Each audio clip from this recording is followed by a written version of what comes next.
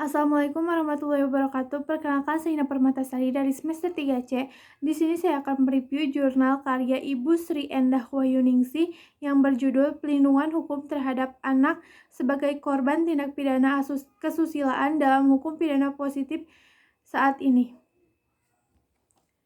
Perlindungan terhadap anak korban tindak pidana asusila dapat dilakukan melalui 3 cara.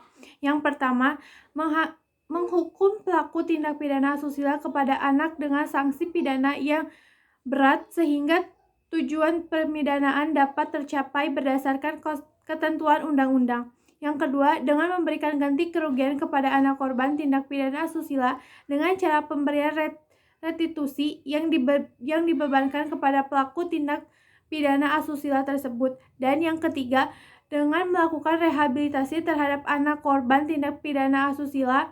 Ketentuan-ketentuan yang mengatur tindak pidana asusila yang dilakukan kepada anak terdapat pada pasal 287, 290, 292, 293, 294, dan 295 KUHP.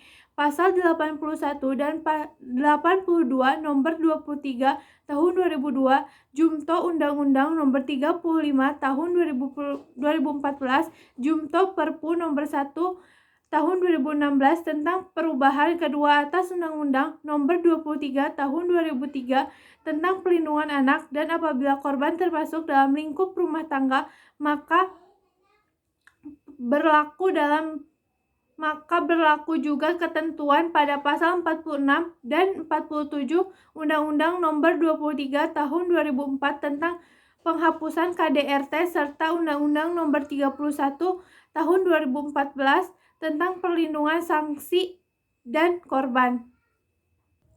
Selain ketentuan pidana atas kejahatan asusila terhadap anak, juga diatur tentang tata cara perlindungan anak korban tindak pidana asusila mengenai perlindungan pada saat terjadinya tindak pidana, yaitu berkaitan dengan pemeriksaan korban sebagai sanksi pada semua tindak pemeriksaan di peradilan dari mulai penyidikan sampai dengan putusan pengadilan. Cara permohonan pembayaran ganti kerugian berupa restitusi dan bantuan rehabilitasi.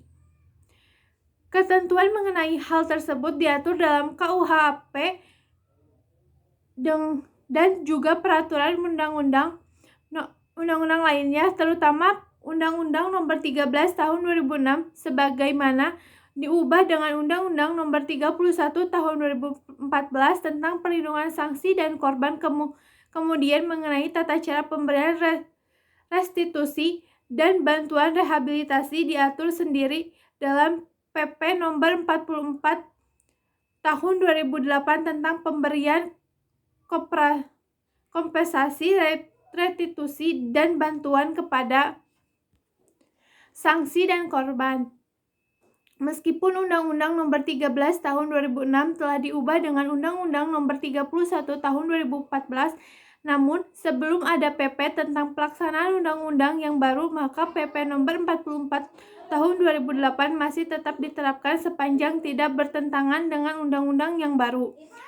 Persoalan yang muncul pada Undang-Undang nomor 31 tahun 2014 tentang perlindungan saksi dan korban adalah belum adanya suatu ketentuan yang mengatur sanksi apabila pelaku tindak pemberian restitusi bagi korban. Kondisi ini akan memunculkan kejahatan lain, yaitu pembiaraan atau kelainan yang disengaja.